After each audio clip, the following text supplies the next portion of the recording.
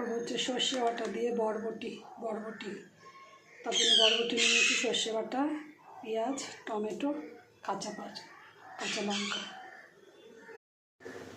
তেলটা গরম হয়ে গেছে, দিয়েছি কালো জিরে ফোড়ন, দিয়ে দেবো পেঁয়াজ,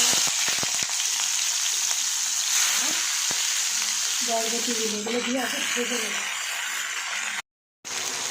দিয়ে দেবো কাঁচা লঙ্কা, নতুন লবণ, একটু হলুদের গুঁড়ো, জিনিসটা ভালো করে ভেজে নেব।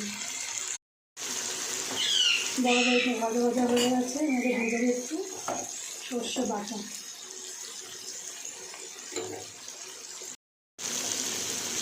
দিয়ে দেবো স্বাদ মতন চিনি। বরবটি ভাজাটা হয়ে গেছে, এটাকে এবার নামিয়ে নেব।